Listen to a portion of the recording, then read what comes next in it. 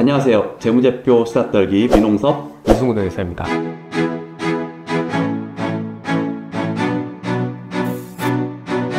오늘은 회계의 기초라고 할까요? 아니면 이제 원리라고 할까요? 이 개념적인 주제에 대해서 얘기를 해볼까 합니다. 이번 화를 준비하면서 예전 경험을 한번 뒤돌아봤는데요. 제가 처음에 이제 회계법인 입사해서 감사 필드를 처음에 가면 좀 어리버리 하잖아요. 그렇죠? 그때 이제 회계팀 분이 들어와서 뭐 회계용어로 어쿠럴 이렇게 쓰시는데 이렇게 처음에는 그 어쿠럴? 그게 뭐지? 약간 못 알아들었던 경험이 생각이 나더라고요. 어쿠럴. 네. 영어로 사실 회계를 배우지 않으면 익숙하지 않는 단어긴 하죠. 근데 그래서 이걸 찾아보니까 어쿠럴이 이제 영어인 어쿠럴, 발생주의에 따른 계정을 얘기하는 거구나 라고 알게 됐던 기억이 납니다. 그렇죠. 이 승훈 회계사님이 경험담을 얘기한 이유가 있죠. 이번 편의 주제는 바로 이 발생주의 회계입니다. 아마 이제 회계를 처음 접할 때 이 발생주의라는 것을 배우게 되고 그 이후에는 좀 잊어버리는, 어떻게 보면은 이제 회계하시는 분들은 약간 당연시 여기는 약간 그런 개념인데요. 회계는 발생주의 당연한 거 아니야? 하게 되시겠지만 또 처음에 공부할 때는 와닿지 않는 부분이기도 해요. 맞습니다. 도대체 이 어크럴 거리는 이 발생주의가 무엇인지, 또 회계에서 이 개념이 왜 중요한지에 대해서 오늘 이번 편에서 얘기해 보도록 하겠습니다. 먼저 발생주의 정의부터 한번 살펴봐야겠죠. 발생주의 회계란 어떤 거래나 사건을 현금이 들어오고 나감에 따라 기록하는 것이 아니라 거래가 발생하는 기간에 따라서 기록하는 것입니다. 이 발생주의에 반대되는 개념이 현금주의인데요. 현금주의 회계는 쉽게 얘기해서 현금의 흐름에 따라서 회계 처리를 하는 것이죠. 예를 들면 현금을 받으면 수익, 현금을 지출하면 비용. 근데 만약 이제 회사가 제품을 판매했는데 아직 그 대금, 현금을 받지 못했다고 한번 해봅시다. 거래는 발생했으나 돈을 받지 못했다. 그렇죠. 그 현금주의 회계에서는 이 제품 판매에 대해서 수익으로 기록하지 못하게 됩니다. 왜냐하면 돈이 안 들어왔으니까. 하지만 우리 발생주의 개념이 적용되는 회계에서는 일단 거래가 발생했기 때문에 현금이 오고 간 것과는 관계없이 관련된 수익 비용을 인식한다는 게 이 발생주의 개념입니다. 회계 처리를 본다면 거래가 발생했을 때 차변의 매출 채권, 대변의 매출을 인식하게 되고요. 나중에 현금, 대금이 들어오게 되면 차변의 현금을 인식하고 대변의 매출 채권을 계산하는 그런 회계 처리가 되겠죠. 사실 이 발생주의 회계가 우리 실생활과도 좀 연관된 사례가 많아요. 그렇죠. 흔히들 자동차는 연말에 사야 된다라고 하는 말이 있잖아요. 네. 그 이면에는 자동차 판매사의 입장에서 발생주의 회계가 반영된 전략 중 하나라고 볼 수 있거든요. 12월이 되면 한 회사의 한 해 실적을 마감을 해야 되고 연식이 바뀐 모델을 출시해야 되니까 그 전에 기존 재고들을 팔아서 매출을 최대한 끌어올리는 것이 중요하기 때문인데요. 그래서 연말에 할인을 좀 대폭 한다든지 여러 가지 프로모션을 진행해서 계약을 하나라도 더 성사시키려고 하는 거겠죠.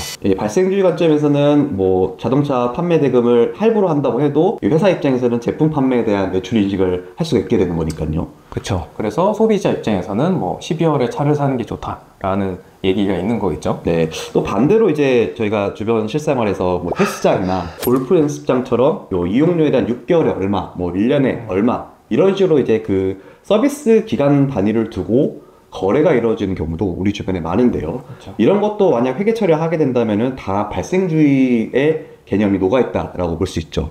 예를 들면은 헬스장 이용권이 1년이면 60만 원이다 라고 하면은 이 회원은 헬스장을 처음에 이제 등록할 때 60만 원을 한 번에 지불하게 되지만 헬스장 입장에서는 거래 대상이 되는 기간은 1년간 서비스를 지속해서 제공해야 되기 때문에 그 기간에 맞춰가지고 월별 5만 원씩 수익을 나눠 인식하게 되는 겁니다. 이런 것들이 다 어떻게 보면 저희가 발생주의 개념이 적용된 회계 처리라고 볼 수 있죠. 사실 관련 계정을 열거하려면 매출채권, 미수금, 외상매입금 등 정말 발생주의를 기본으로 하는 계정들이 많아요. 그렇죠. 아까 신입 시절 얘기를 했었는데 저희가 맨 처음에 회계법인에 뉴스텝으로 들어가서 회계감사를 가게 되면 보통 상대적으로 좀 중요성이 덜한 계정부터 맡아서 감사 조서를 쓰게 되잖아요. 막내니까. 네, 그렇죠. 저는 그때 이제 이자 수익, 이자 비용 같은 계정들을 많이 담당했는데 이 은행 이자도 마찬가지죠. 그렇죠. 네. 이자는 사실 1년에 한 번 받는다고 해도 실제 이자 수치랑 상관없이 이자 발생 기간을 1년 중 며칠로 계산해서 미리 이자 수익이나 비용을 재계산해서 회사의 재무제표에 잘 반영이 돼 있는지 확인했던 이런 감사 절차가 떠오르네요. 그렇죠. 이런 금융비용, 금융수익도 아주 전형적으로 발생주의 개념이 들어가 있는 것이라고 볼 수 있겠네요. 네, 그러면 실제 회사의 회계 처리 사례를 가지고 발생주의를 더 알아보겠습니다. 인터넷 강의로 대한민국에서 가장 유명한 회사 중 하나인 메가스터디를 예로 들면 학원의 경우에는 먼저 수강료를 결제한 다음에 일정 기간 수강을 하게 되지 않습니까? 그러니까 강의를 듣기 전에 먼저 현금이 지출이 되는 거죠. 그렇죠. 실제 메가스터디 수익 주석을 보게 되면 강의 매출의 경우에는 기간에 걸쳐 이행하여 수익 인식하고 있습니다.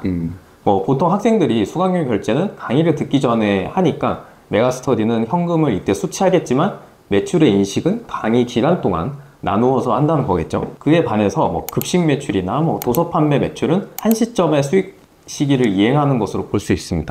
음식 판매라든지 책 판매하는 것은 바로바로 그 용역이 다 제품이 인도되는 것일 테니까요. 그렇죠. 또 이제 대표적으로 이 발생주의를 또 볼 수 있는 게 저희 보통 이제 수주 산업이라고 하는 건설업이나 조선업 같은 것이 있죠. 아파트나 오피스를 짓는다라던가 선박이나 항공기를 만든다라던가 이 대부분의 이런 대형 건설 계약들 같은 경우는 짧게는 수개월, 길게는 수년에 걸쳐 가지고 그 건설 기간 동안, 계약 기간 동안에 이 고객에게 건설 공사라던가 아니면 이제 유지 보수에 대한 용역들을 제공을 하고 건설사 입장에서 매출을 인식하게 되는데요. 예를 들어서 삼성물산이나 GS건설이 레미안이나 자이를 지어주고 그 대가로 공사 대금을 받을 텐데 이때도 이 수익 인식을 돈 받을 때, 대금이 지급 받을 때 인식하는 것이 아니라 건설 용역 전체에 걸쳐서 이 전체 기간에 걸쳐서 지행률에 따라서 수익을 인식하게 됩니다. 보통은 이제 총 공사 비용 대비 발생한 누적 비용이 얼마냐를 가지고 공사 지행률을 산정하게 되고 이에 맞춰서 수익을 인식하게 되는데요. 실제 계약에 따라서 공사를 진행한 정도랑 발출처에 대금을 청구한 금액의 차이가 나게 되는데 이때 그 차익을 저희가 미청구 공사라는 계정이나 아니면 초과청구 공사라는 계정과 같이 따로 이제 보여주게 되죠.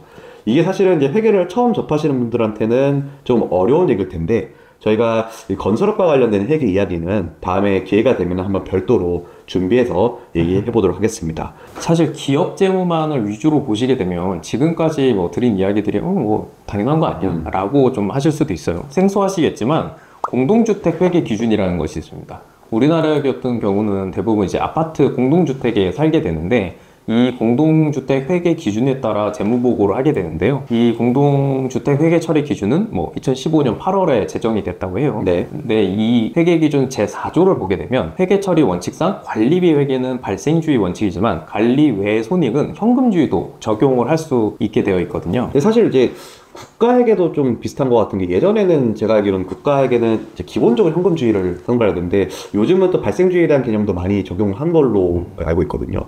또 이런 기업의 경우도 아니지만 개인 사업자분들 같은 경우에 만약 간편장부 대상자다 나가면은 또 사실상 또 실익이나 목적에 따라서 현금주의를 좀 회계 처리하는 경우도 많이 있죠.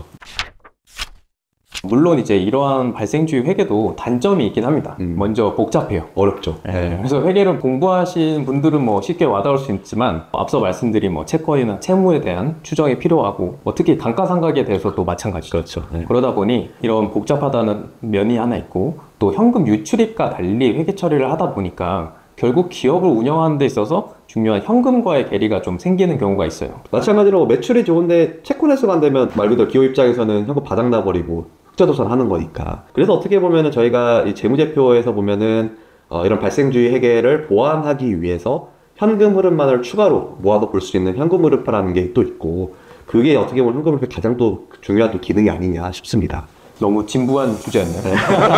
어쩔 수가 없어요. 개념에 대한 부분이다 보니까. 하지만 또 그만큼 또 중요한 기본 원칙을 되새기는 차원에서 발생주의 회계를 한번 주제로 다루어 보았습니다. 네, 회계를 보는 데 있어서 기본으로 다시 돌아가 보는 그런 시간이었던 것 같고 여러분께서도 이 회계를 공부하실 때 이 발생주의라는 부분에 대해서 다시 한번 좀 고민도 해보시고 또 이게 왜 중요한지에 대해서도 생각을 해보시는 시간이 되었으면 좋겠습니다. 네, 저희는 더 유익한 내용으로 다음에 찾아뵙도록 하겠습니다. 지금까지 재무제표 싹 떨기의 민홍섭, 이승훈 회계사였습니다. 감사합니다.